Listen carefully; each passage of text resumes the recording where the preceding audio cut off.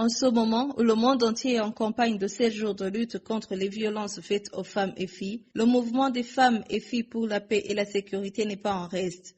Depuis quelques jours, nous interpellons les uns à les autres pour qu'ils portent une attention particulière sur les violences faites aux femmes et filles, dont l'ampleur a dépassé les limites du tolérable, surtout en cette période d'insécurité dans le pays et à cause du peu de leadership adéquat. Le thème de cette année est tous unis pour que les violences faites aux femmes et filles soient éradiquées définitivement en 2030. Au cours de cette campagne, le monde entier a choisi la couleur orange comme un signal lumineux qui met en exergue ces violences afin qu'elles soient prévenues et punies. En ce jour, le mouvement des femmes et filles pour la paix et la sécurité dirige ce signal lumineux vers les responsables du ministère de la Justice au Burundi. C'est pour nous une opportunité à ne pas manquer, d'autant plus que la ministre de la Justice est une femme et que dans son ministère se trouvent beaucoup de femmes capables. Mesdames, vous qui représentez la justice, nous espérons que vous rendrez justice pour tout le monde, surtout nos filles, nos sœurs, nos mères, ainsi que vous-même parce qu'une femme est une femme.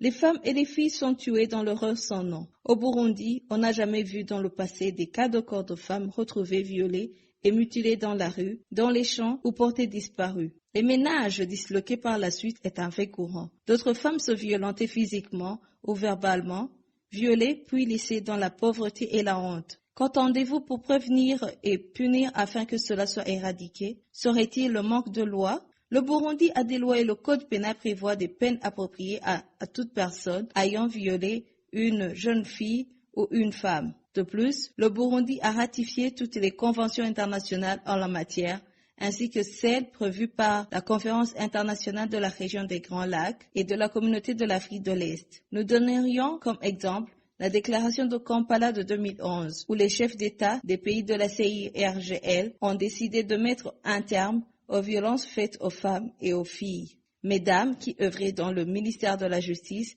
ainsi que vous, toutes qui représentez les autorités de ce ministère, c'est à vous que nous rendons ce vibrant appel. Prenez votre courage à deux mains afin que punir ces violences honteuses qui déshonorent et privent notre société burundaise de dignité humaine. Utilisez les outils juridiques à votre disposition pour sortir notre société du déshonneur et de la privation qui en découle.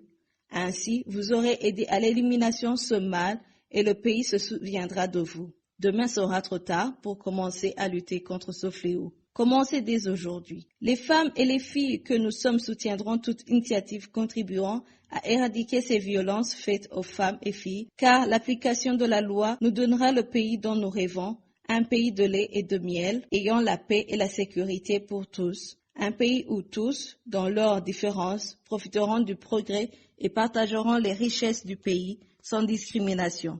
Ceci est un message du mouvement des femmes et filles pour la paix et la sécurité au Burundi.